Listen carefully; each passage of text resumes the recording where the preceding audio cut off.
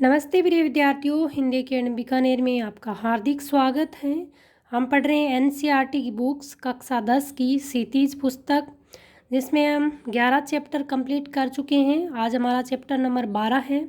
प्रिय विद्यार्थियों, अगर आप तैयारी कर रहे हैं यूजीसी नेट, सेट, अदर किसी टीचर एग्ज़ाम की जहाँ पर आपका हिंदी साहित्य पूछा जाता है, तो ये क्लास आपके लिए बहुत ही महत्वपूर्ण होगी। प्रिय विद्यार्थियों, आज हम पढ़ेंगे यशपाल का साहित्यिक परिचय। यशपाल का जन्म सन 1903 में पंजाब के फिरोजपुर छावनी में हुआ। आरंभिक शिक्षा कांगड़ा में ग्रहण करने के बाद लाहौर के नेशनल कॉलेज से उन्होंने बीए किया। वहाँ उनका परिचय भगत सिंह और सुखदेव से हुआ।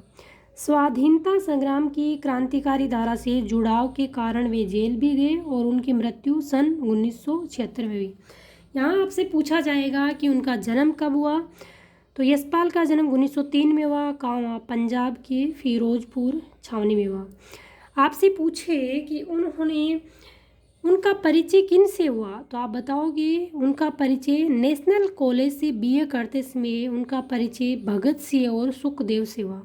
और फिर वो क्या हुआ, स्वाधीनता संग्राम की क्रांतिकारी धारा से जुड़ाव के कारण जेल भी गए और उनकी मृत्यु हुई थी 1976 में। यशपाल की रचनाओं में आम आदमी के सरोकारों की उपस्थिति है। वे यथार्थवादी शैली के विशिष्ट रचनाकार हैं। ये लाइन देके आप पूछ ही जा सकता है कि सत्य है या असत्य, कि वे यथार्थवादी शैली के विशिष्ट रचनाकार हैं यशपाल।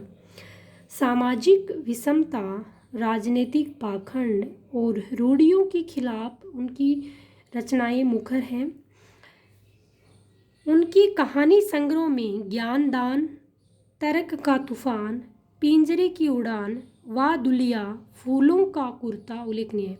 ये उनके कहानी संग्रह। आपको पूछे कि यशपाल का कौन सा कहानी संग्रह निम्न में से नहीं है या है, तो आपको ये याद रखना है कि ज्ञानदान, तर्क का तूफान, पिंजरे की उड़ान, वाह दुलिया, फूलों का कुर्ता आदि उल्लेखनीय है।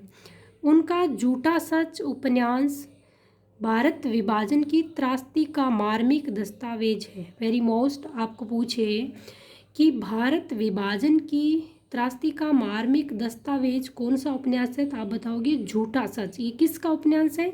यशपाल जी का है। अमिता, दिव्या, पार्टी कामरेड, दादा कामरेड, मेरी तेरी उसकी बात, ये उनकी अन्य प्रमुख उपन्यास हैं। भाषा की स्वाभाविकता और संजीवता उनकी रचनागत विशेषता है। ये उनकी भाषा की विशेषता है। यहाँ पर उनका एक व्यंग्य दे रखा है, उसके बारे में हम देख लेते हैं।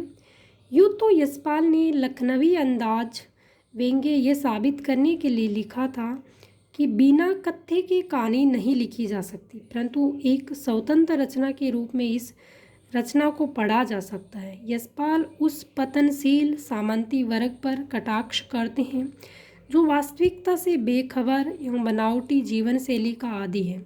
कहना नहीं होगा कि आज के समय में ही ऐसे परजीवी संस्कृति को देखा जा सकता है। प्रिय विद्यार्थियों, वीडियो अच्छा लगा तो वीडियो को अपने मित्रों के साथ शेयर कर दीजिएगा। चैनल पर नए हैं तो चैनल को सब्सक्राइब कर लीजिएगा, बेल आइकन को प्रेस कर लीजिएगा ताकि आने वाले वीडियो का नोटिफिकेशन आप तक पहुंच सके। प्रिय विद्यार्थियों, अभी तक आपने पीछे वाली सीरीज़ नहीं देखी है तो चैनल पर जाकर ज़रूर देखिएगा। आपका हिंदी साहित्य बहुत ही मजबूत हो जाएगा, क्योंकि इतने सारे कवियों को एक साथ पढ़ना पॉसिबल नहीं है। तो आप एक एक कवि को पढ़ते जाइए और अपने हिंदी साहित्य को मजबूत करते जाइए।